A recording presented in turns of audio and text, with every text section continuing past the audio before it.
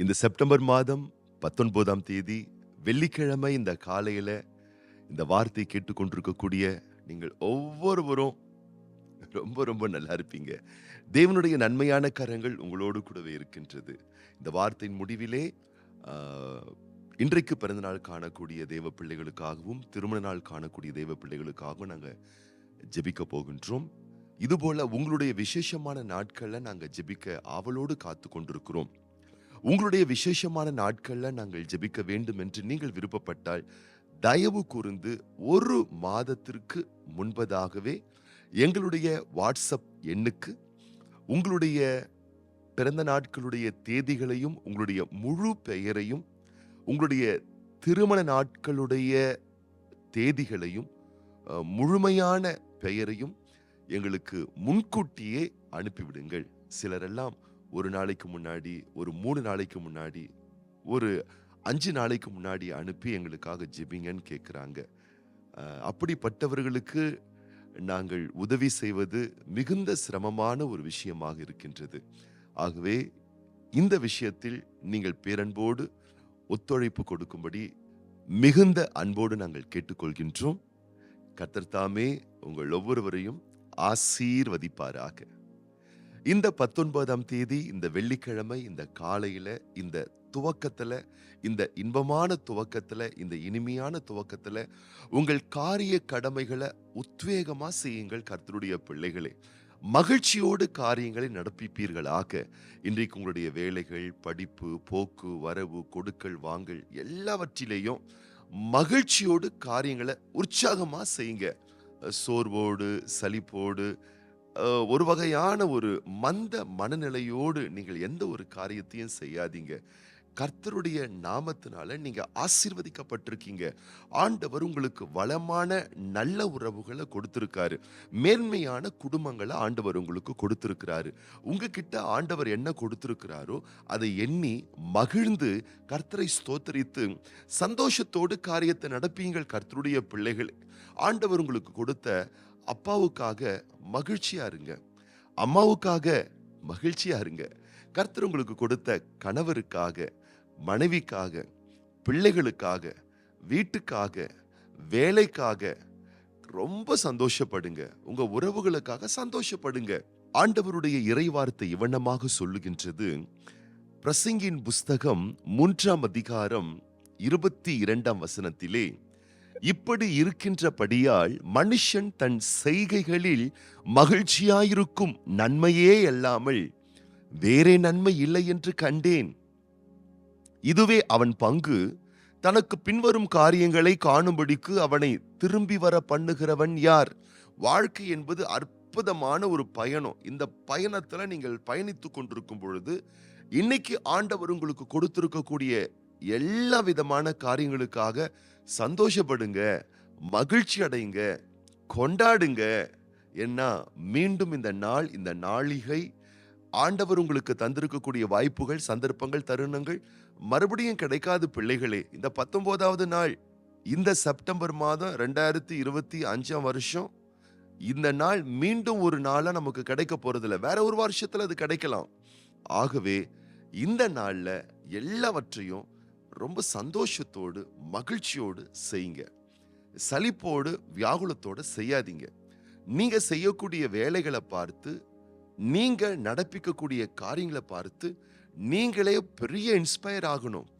ஆண்டவரோட இரக்கத்தால இன்னைக்கு நம்ம நல்லா படிச்சுட்டு இருக்கோம்ல, தேவ தயவால இன்னைக்கு காரிய கடமைகளை நம்ம சிறப்பா செஞ்சுக்கிட்டு இருக்கோம்ல, கர்த்தருடைய காருண்யத்தினால இன்னைக்கு நம்ம நல்லா சம்பாதிக்கிறோம்ல அப்படின்னு சொல்லி உங்கள் செய்கைகளில் மகிழ்ச்சியா இருங்கள், கொண்டாட்டமா இருங்க. இருக்கும் போதே மகிழ்ச்சியோடு எல்லாவற்றையும் கொண்டாடவும் அதை மேன்மையாக சிறப்பாக அனுபவிக்கவும் கர்த்தருடைய பிள்ளைகளை பயிற்றுவித்துக் கொள்ளுங்கள்.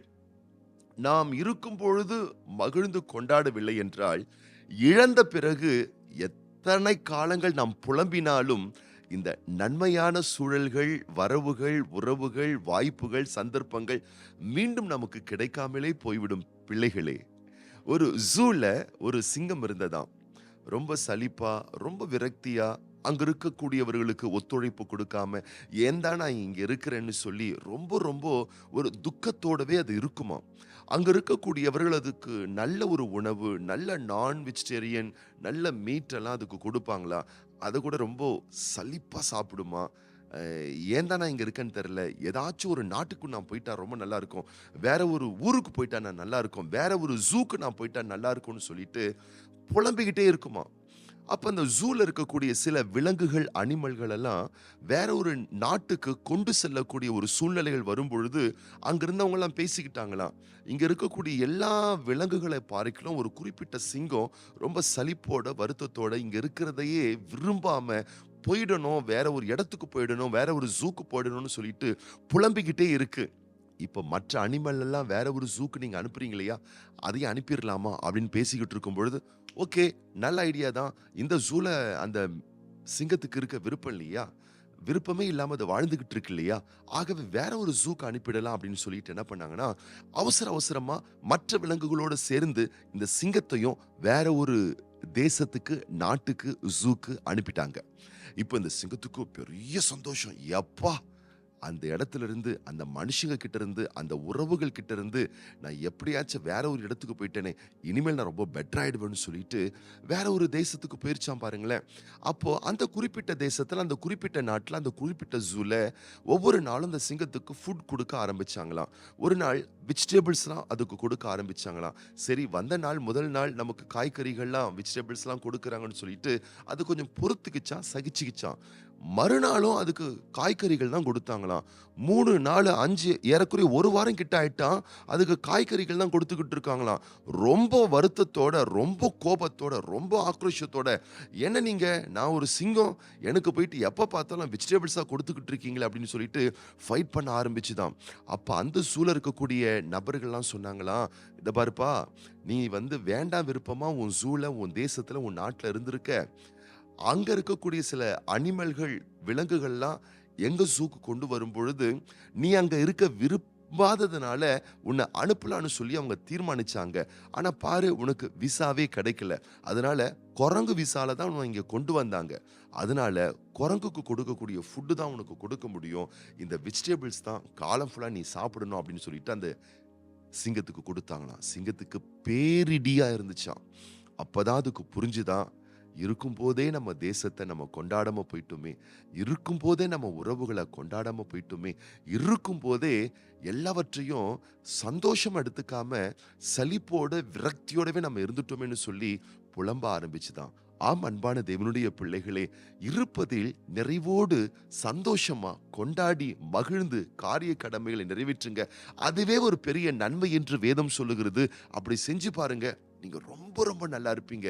எல்லாவற்றையும் இழந்த பிறகு நம்ம கைவிட்டு போனதுக்கு அப்புறமா, ஐயோ! இந்த உறவு போயிருச்சே, இந்த வரவு போயிருச்சே, இந்த வாய்ப்பு போயிருச்சே, இந்த நாள் போயிருச்சே, இந்த இளம போயிருச்சே, இந்த பெலன் போயிருச்சே, இந்த பொருள் போயிருச்சேன்னு சொல்லி நம்ம என்னதான் கங்கணம் கட்டிட்டு துக்கப்பட்டாலும், போனது போனது தான். ஆகவே இந்த நாள் இனிய நாள், நீங்கள் மகிழ வேண்டிய நாள். கொண்டாடுங்கள், ஆண்டவருக்கு நன்றி செலுத்துங்கள், இருப்பதில் நிறைவோடு மகிழ்ந்து களி கூறுங்கள். அதுவே நன்மை. அப்படி செஞ்சு பாருங்க. இன்னைக்கு நீங்க ரொம்ப ரொம்ப நல்லா இருப்பீங்க. இந்த நாளிலும் உங்களுடைய நல்வாழ்வின் ஆசீர்வாதத்திற்காக நான் ஜெபம் பண்ண போறேன். அதுபோலவே இந்த நாளில் பிறந்த நாள் காணக்கூடிய அன்பு சகோதரர் ஜேசுதாஸ், அருமையான சகோதரி ஆர் அமராவதி, அன்பு சகோதரி எஸ் சித்ரா மற்றும் இந்த 19ஆம் தேதி வெள்ளிக்கிழமை இந்த நாள்ல திருமண நாள் காணக்கூடிய பிள்ளைகளுக்காகவும் நம்ம ஜெபம் பண்ண போறோம். கண்களை மூடி நம்ம ஜெபம் பண்ணலாமா? பரலோக தகப்பனே, திருக்குமாரன் இயேசு கிறிஸ்துவின் நாமத்தினாலே சமூகத்தில் வருகின்றோம். இந்த செப்டம்பர் மாதம் 19ஆம் தேதி வெள்ளிக்கிழமை இந்த காலையிலே இந்த வார்த்தை கேட்டுக்கொண்டிருக்கக்கூடிய ஒவ்வொரு பிள்ளைகளுக்காக வேண்டிக் கொள்கின்றோம் ஐயா. நீர் நலமான நன்மைகளை ஒவ்வொரு பிள்ளைகளுக்கும் தந்திருக்கிறீர். ஆண்டவரே, அதை ஒவ்வொரு பிள்ளைகளும் உணர்ந்து மகிழ்ச்சியாக எண்ணி காரிய கடமைகளை நிறைவேற்ற வேண்டிய உத்வேகத்தை, உற்சாகத்தை ஒவ்வொரு பிள்ளைகளுக்கும் தருவீராக. சலிப்புகள், விரக்திகள் எல்லாம் உடைய பிள்ளைகளை விட்டு நீங்கும்படி செய்வீராக. கர்த்தர் தனக்கு தந்திருக்கக்கூடிய காரிய கடமைகளை சந்தோஷத்தோடு, நிம்மதியோடு, நிறைவோடு உம்முடைய பிள்ளைகள் நடப்பிக்கக்கூடிய சகலவிதமான மேன்மைகளையும், நன்மைகளையும், ஆசீர்வாதங்களையும் தருவீராக. அதுவே நன்மையான ஒரு காரியம் என்ற ஒரு புரிதலை நீர் உம்முடைய பிள்ளைகளுக்கு ஏற்படுத்தி கொடுப்பீராக.